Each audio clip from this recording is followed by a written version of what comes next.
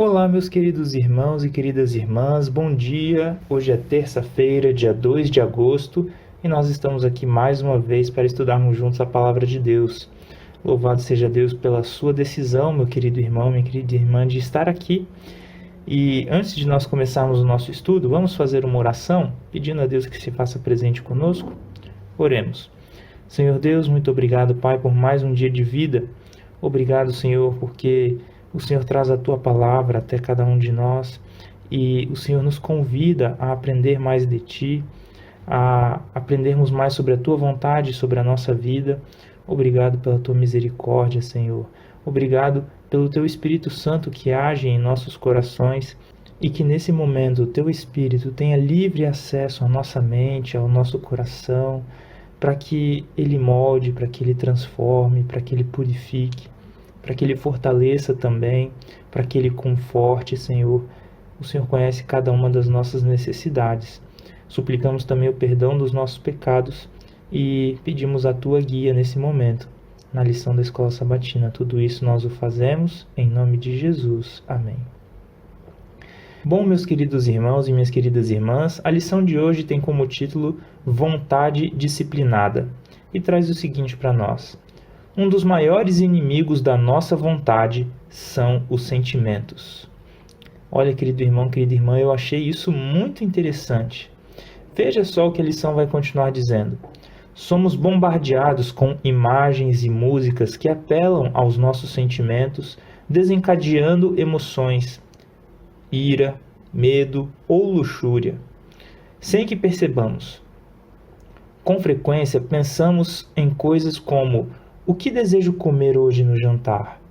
O que eu estou com vontade de fazer hoje? Eu me sinto bem em comprar isso? Os sentimentos se tornam intimamente envolvidos em nossas decisões. Eles não são necessariamente ruins, mas o que sinto a respeito de algo pode ter pouco a ver com o que é certo ou melhor. Vocês conseguiram perceber aqui? Olha só, vou ler novamente. Eles, os sentimentos, não são necessariamente ruins, mas o que sinto a respeito de algo pode ter pouco a ver com o que é certo ou melhor. Na verdade, nossos sentimentos podem mentir para nós e criar uma falsa imagem da realidade, levando-nos a fazer escolhas erradas e nos preparando para um crisol de fabricação própria. Vejam o que está escrito em Jeremias capítulo 17, verso 9. Enganoso é o coração, mais do que todas as coisas. Bom, agora a lição da Escola Sabatina vai trazer algumas reflexões para nós. Que personagens bíblicos fizeram escolhas com base em sentimentos em lugar da palavra de Deus? Quais foram as consequências? Veja, por exemplo, Gênesis capítulo 3, verso 6, 2 Samuel capítulo 11, versos 2 até o 4, Gálatas capítulo 2, versos 11 e 12. Então, vamos ler aqui, meu querido irmão, minha querida irmã, primeiro texto, Gênesis capítulo 3, verso 6. Vendo a mulher que a árvore era boa para se comer, agradável aos olhos e árvore desejável para dar entendimento, tomou-lhe do fruto e comeu, e deu também ao marido, e ele comeu. Aqui está relatando o quê? A queda de Eva, o pecado de Eva. E olha só, ela achou que a árvore era agradável aos olhos, árvore desejável para dar entendimento. E aí então ela agiu, não é? Próximo texto, segundo livro de Samuel, capítulo 11, a partir do verso 2. Uma tarde levantou-se Davi do seu leito e andava passeando no terraço da casa real. Daí viu uma mulher que estava tomando banho. Ela era muito formosa. Davi mandou perguntar quem era. Disseram-lhe: é Batseba, filha de Eliã e mulher de Urias, o heteu. Então enviou Davi mensageiros que a trouxessem.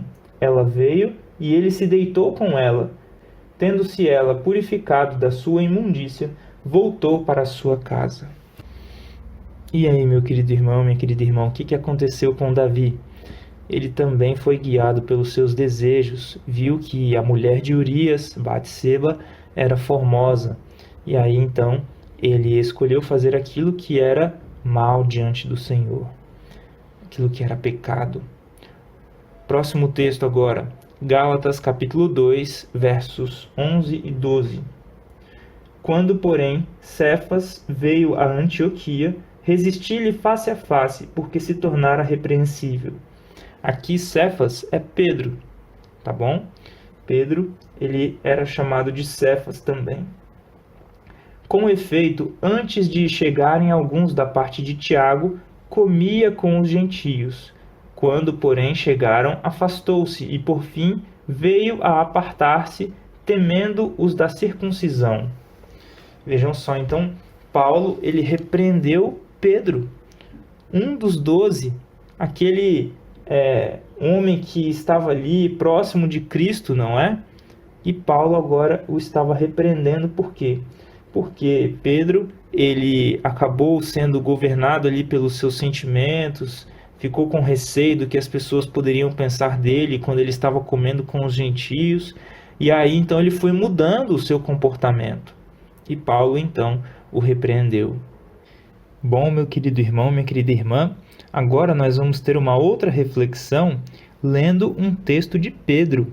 E olha, eu acho que Pedro entendeu a lição ali que Paulo passou para ele, não é?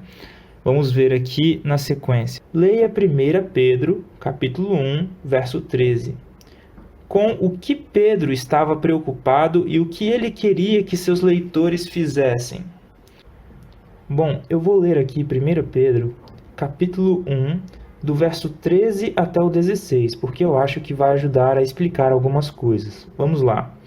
Por isso, cingindo o vosso entendimento, sede sóbrios e esperai inteiramente na graça que vos está sendo trazida na revelação de Cristo Jesus.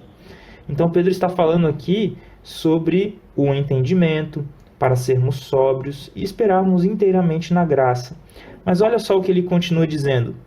Como filhos da obediência, não vos amoldeis às paixões que tinhais anteriormente na vossa ignorância. Pelo contrário, segundo é santo aquele que vos chamou, tornai-vos santos também vós mesmos em todo o vosso procedimento, porque escrito está: sede santos, porque eu sou santo. Vejam só aqui a questão da santificação e da razão em oposição aos desejos e às paixões que moldavam o nosso comportamento antes de conhecermos a Cristo. Vejam só o que a lição vai continuar dizendo. Pedro entendia que a mente é o leme do corpo.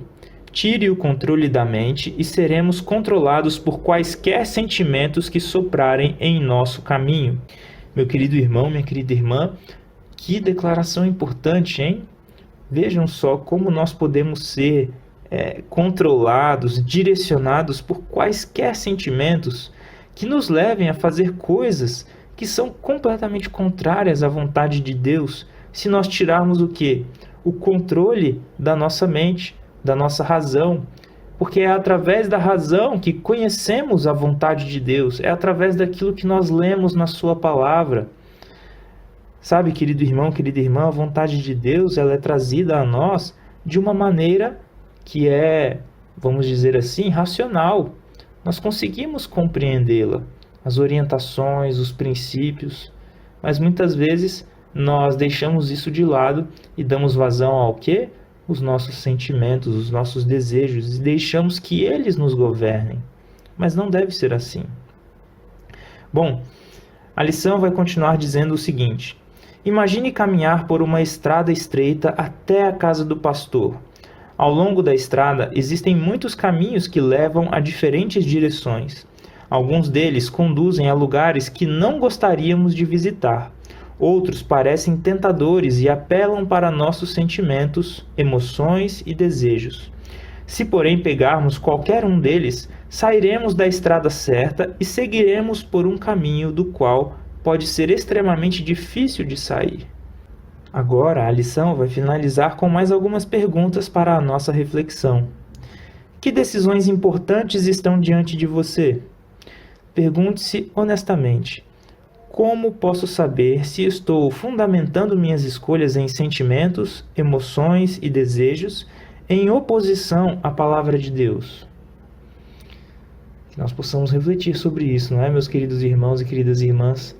E que não deixemos que os nossos desejos e sentimentos tomem o controle que a palavra de Deus deve ter na nossa vida, não é? Um grande abraço e agora nós vamos para os textos do Espírito de Profecia.